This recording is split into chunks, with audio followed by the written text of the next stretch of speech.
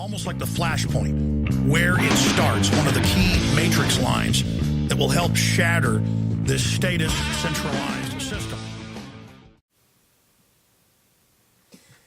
Hello friends, this is Flashpoint Radio. Thank you for joining me. I am your host, Jay-Z. It is Wednesday, April 25th, 2012. Flashpoint Radio is rolling right along, gaining viewers, and I thank all of you for tuning in. Please comment, give me feedback, let me know what you think. Remember to follow me on Twitter at Flashpoint Radio, Facebook.com/Flashpoint Radio. Subscribe to this feed. Like these videos if you like them, and share them with your friends if you feel your friends need a little bit of shoving into reality.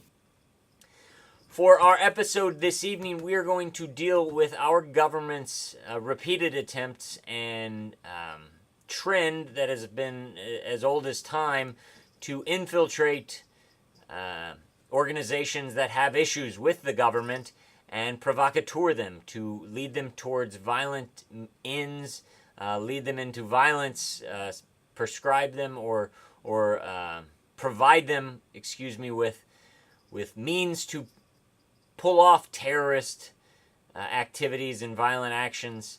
It is a tactic that is extremely old. The French term provocateur was coined in the French Revolution when they infiltrated the anarchist movements in order to create fear in the normal general public, to give the government an upper hand and make the government look good. That is the ultimate end game for all of these scenarios, is to make the government look like the hero and to scare the public into needing the government's help.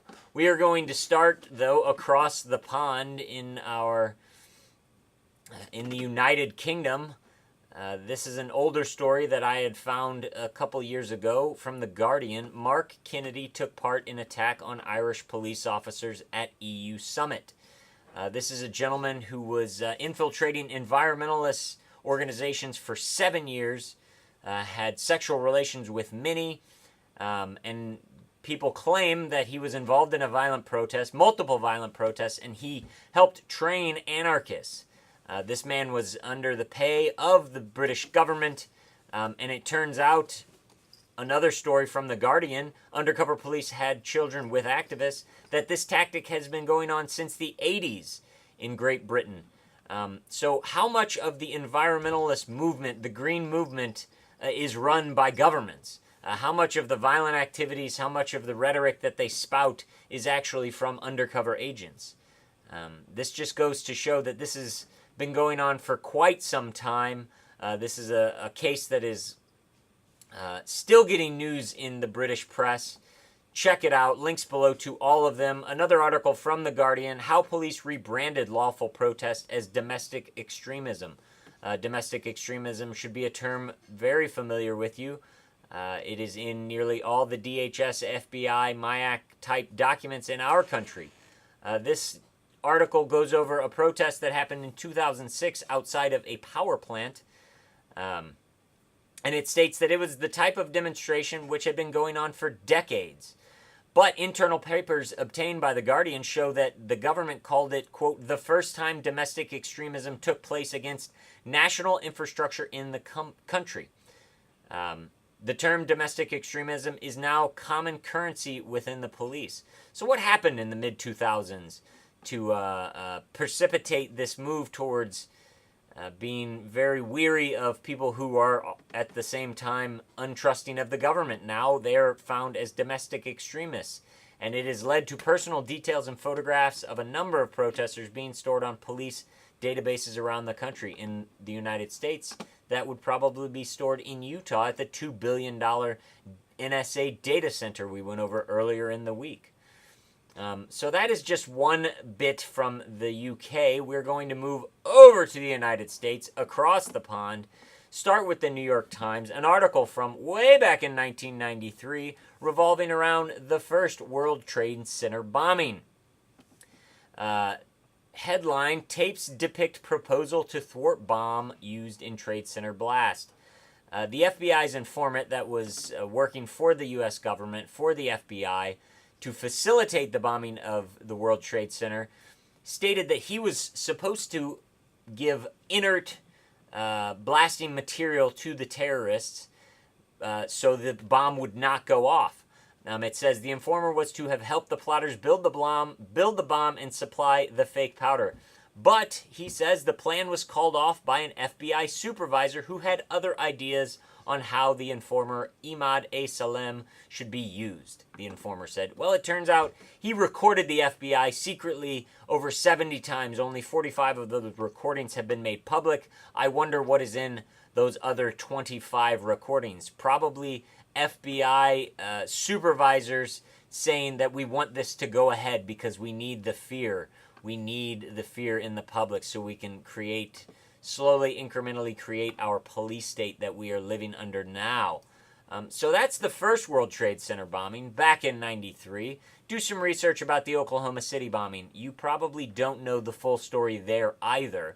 But we're going to jump ahead to post-September 11th United States from NewJersey.com from November 11th, 2008. Informant, I offered to lead plot. This revolves around the attackers who were plotting to attack Fort Dix in upstate New York. And this article says the FBI informant was paid to infiltrate a band of suspected terrorists in South Jersey. Said yesterday he offered to organize their attacks on U.S. soldiers, but only because he wanted to build trust and find out more about the group. So he facilitated an escalation of violence and pushed them towards violence, but he said it was only to build trust, when in fact they probably were not thinking of violence in any way, but you put things in people's minds, they tend to go and follow you, especially when they use dumbed down, half mentally retarded patsies for these bombings or these plots. Another this time from New York, synagogue bomb suspects, the feds put us up to it. There was an alleged plot to bomb synagogues in 2010 by 4 men from Newburgh, New York, I believe. And they claimed that the government put them up to it. This article comes to us from the New York Daily News. Trial of alleged synagogue bomb plot gang thrown into chaos over withheld evidence. Turns out that they withheld evidence from FBI informants that would have helped the defense the defendants make their defense against the federal government. The FBI informant or agent told staff at an Air Force base that you have nothing to worry about these people. Quote, you haven't got anything to worry about because it's extremely unlikely that this guy could do anything without our source, meaning their help. They moved to dismiss the case, which it was not dismissed. One of the gentlemen received life in prison for it. And this comes to us out of the Bend Bulletin, which is from Bend, Oregon. Funny you have to go to these local newspapers for the truth, but this revolves around a Pittsburgh plot earlier this year. Actually, this was published just last week, April 14th. In March, Khalifa Ali Al-Aki posted some messages on the internet, and he was responded to by a man who put him in contact with a jihadist, wanted to sell him some guns and talk about the struggle. He said, quote, I had a feeling that I had just played out a part in some Hollywood movie where I had been introduced to the leader of a terrorist sleeper cell. The blown Pittsburgh sting and the voluminous court records from the 2010 case have provided rare insight into tactic used increasingly by the FBI since 2011, in which suspects are monitored almost from the beginning of plots and provided with means to help them carry out. They quote U.S. District Judge Colleen McMahon, who ruled over the 4 synagogue terrorist plotters. She said, quote, I believe beyond a shadow of a doubt that there would have been no crime here except the government instigated it, planned it, and brought it to fruition. This is a district judge, a United States district judge, stating that without the government, no crime would have been committed, no plot would have been planned, no violence ever would have come about, but She said that does not mean there was no crime and sentenced the gentleman to life in prison. Did the government or FBI informants get sentenced to any time for possibly putting citizens or military people at jeopardy? No, they didn't. There have been 138 terrorism or national security cases involving informants since 2001.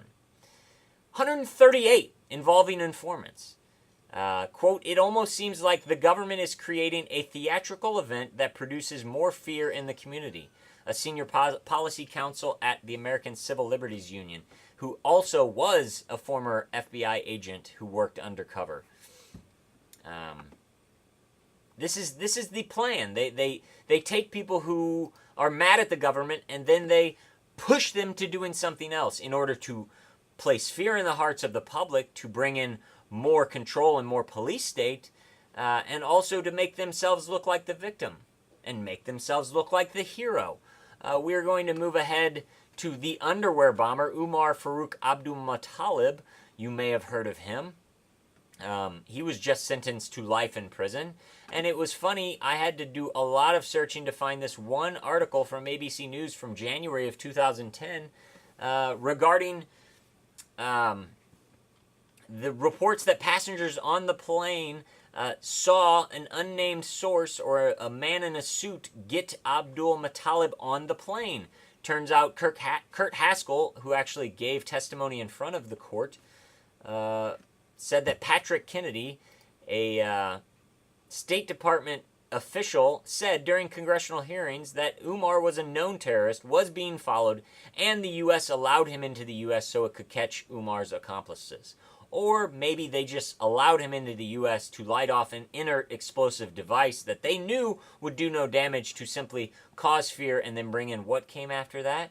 The TSA, yay! After he got through security and got on the plane by an unnamed intelligence source, we have to get groped down, scanned by naked body scanners, and put through all of these humiliating things at our airport. We're going to move along finally to this article from White House Dossier from last week. Little known Department of Justice cell watches Trayvon Martin protest. Turns out the federal government has its own entity dedicated to assisting state and local government units, private and public organizations, and community groups with preventing and resolving racial and ethnic tensions, incidents, and civil disorders.